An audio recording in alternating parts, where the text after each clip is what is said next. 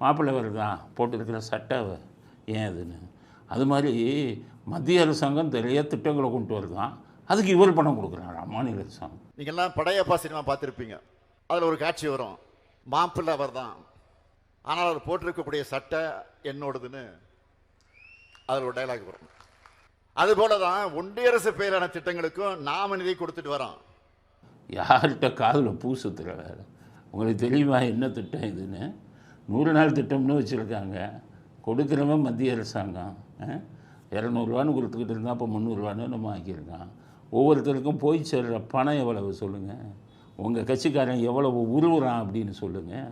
இடையில எவ்வளவு கொள்ளையடிக்கிறான்னு சொல்லுங்கள். மத்திய அரசு கொடுக்கும் திட்டத்தில் கொடுக்குற பணத்தையே கொள்ளையடிப்பவன் உங்களை கட்சிக்காரன். உங்கள் கட்சிக்காரன் தான் கொள்ளையடிக்கிறான். அந்த லட்சணத்தில் இவர் கொடுக்குறாரா மத்திய அரசாங்கம். இதுக்கு எல்லா திட்டங்களையும் ஒவ்வொரு திட்டமாக நம்ம அடிக்கிட்டு போகிறான்.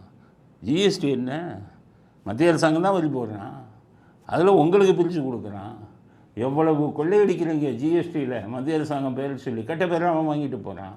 மனசாட்சி இருந்தால் என் மக்களுக்கு இவ்வளோ வரி போடாத, சாகுறவனுக்கு வரி போடாத, புற்றுநோய் இருக்கிறவனுக்கு வரி போடாத, மனசாட்சி இருக்கிறவனு அதுதான் சொல்லணும்ல, ஏழைகளுக்கும் வரி போடாத, இதெல்லாம் சொல்லணும். அதை மட்டும் மத்திய அரசாங்கத்திட்டிருந்து வாங்கிக்கிறீங்க. அது மட்டும் வாங்கிக்கிறோம். மற்றதில் இவர் கொடுக்குறாராம். எதில் கொடுக்குறாருன்னு சொல்லுங்கள். எந்த திட்டத்தில் மத்திய அரசாங்கம் எவ்வளோ சதவீதம் கொடுக்குறாங்க, நீங்கள் எவ்வளோ சதவீதம் கொடுக்குறாங்கன்னு சொல்லுங்கள்.